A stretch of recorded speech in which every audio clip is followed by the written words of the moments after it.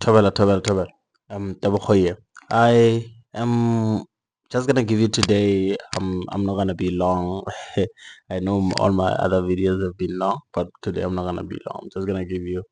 Um, we're just gonna go through as to what usually happens when you go to site. What do you need to prepare, and how you prepare that, and also at the end, I'll just give you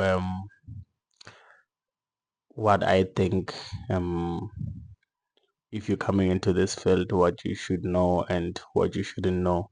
But yeah, if you want to be a CRA, what you should know. But that I'll give you at the end. So in terms of what you should do, so today I was traveling to site. Um, Site visits begin a week before. I always say week, 2 weeks. Some people even probably say 3 months before the visit because you book your flights, you book your time with the study coordinators and the site.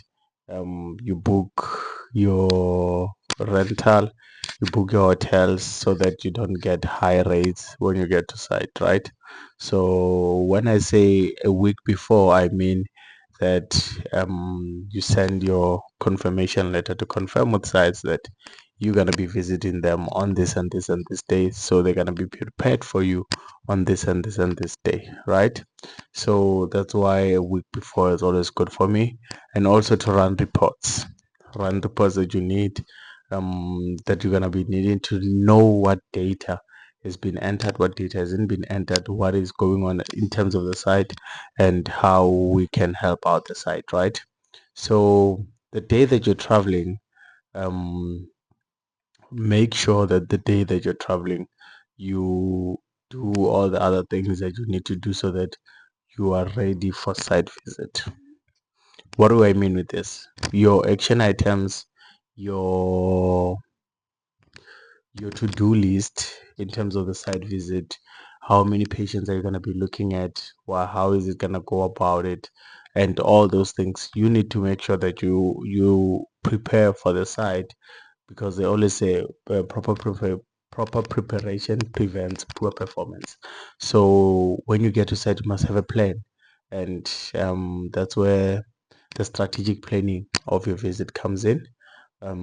So that I usually do on the day before, but I've already ran my reports and everything the week before so that I can prepare for my visit, right? So the traveling gets a lot. I'm not gonna lie to you and tell you that it is you're traveling maybe in December or you're traveling at the holidays. No, you travel. You travel. If you have like sites that are not um, local, you're gonna be traveling, and that's your job.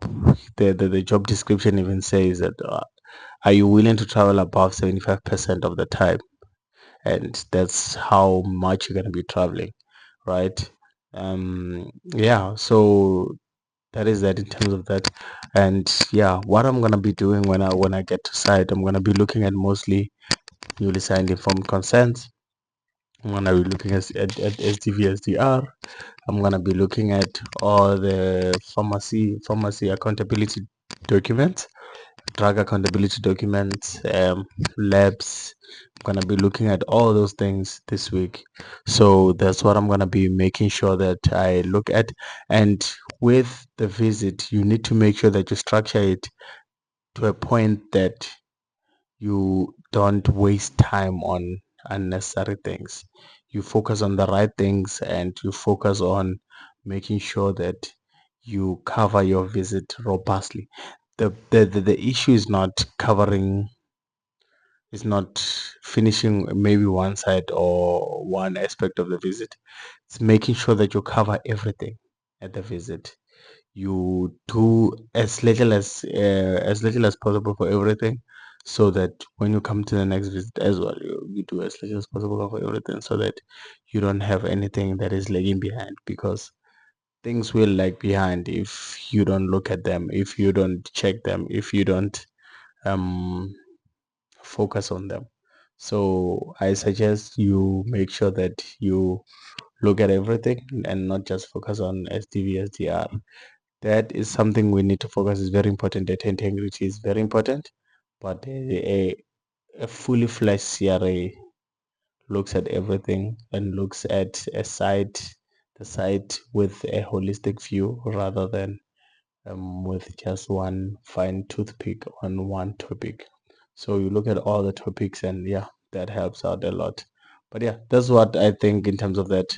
But I was gonna just say that when you get into this job, know that you're gonna be traveling, know that you're gonna be interacting with, a lot with um, physicians, a lot with specialists, a lot with key opinion leaders in terms of their fields. And that says, or that means for you that you must be willing to learn from all these doctors, from all the study coordinators, but also as a protocol expect, you must be willing to teach. So those are the two that you need to be looking at all times: willing to learn, willing to teach. And if you're not willing to do the two, it's gonna be tough for you at side.